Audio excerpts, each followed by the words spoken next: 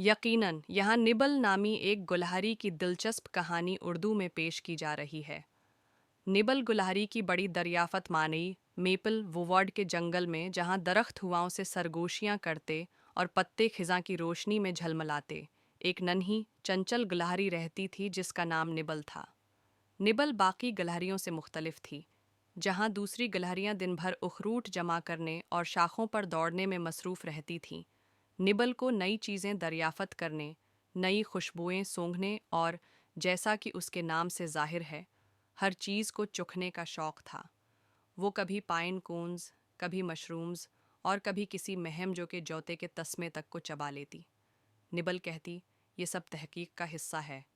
एक दिन सुबह सवेरे, जब सूरज की नरम करनें दरख्तों से छनकर ज़मीन पर बिखर रही थीं, निबल ने एक अजीब सी चीज़ देखी। वो रंग बरंगी, चमकती हुई, गोल सी चीज़ थी। निबल ने उसे सौंघा, फिर आहिस्ता से चबाया, और वो मीठी थी, ये बहुत मीठी। निबल को यकीन हो गया कि उसने कैंडी के दरख्त का फल दरियाफ्त कर लिया है। अब निबल की महम जो तबीयत जाग उठी। वो पूरे जंगल में इस कैंडी के दरख्त की तलाश में निकल पड़ी। उसने पत्थरों के नीचे झांका, खोखले दरख्तों में घसा और एक उलझे हुए उलो बार्थोलोमियो से सवालात किए। अगर तुम कैंडी का दरख्त होते तो कहाँ छिपते? बलाखिर कई दिन की तलाश के बाद निबल को जंगल के बीच एक छोटा सा खफिया मैदान मिला। वहाँ एक चमकता हुआ दरख्त खड़ा था जिसकी शाखों से रंग बरंगे रेपरस और जीली बीन्स लटक रहे थे।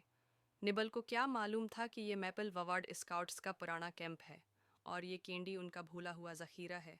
लेकिन निबल के लिए ये फ़ोन जादू ऑन था।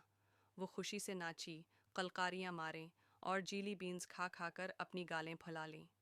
उस दिन के बाद से निबल जंगल में एक लेजेंड बन गई। नहीं इसलिए कि उसने कैंडी का दरख्त ढूंढ लिया, हालांकि उसने ढूंढ लिया था, बल्कि इसलिए कि उसने ख्वाब देखना न छोड़ा। और शायद अगर आप कभी मीपल वोड के जंगल में गहराई तक जाएं, तो एक नन्ही सी गिलहरी दिखेगी जिसकी आंखों में चमक हो, मूंछों पर जीली हो, अब भी चुगती हुई, अब भी ढूंढती हुई, अब भी ख्वाब देखती हुई। अगर आप चाहें तो मैं उस कहानी को तस्वीरों, नज़म या बच्चों के लिए कहानी की तर्ज में भी पेश कर सकता हूँ। क्या आप चाहते हैं?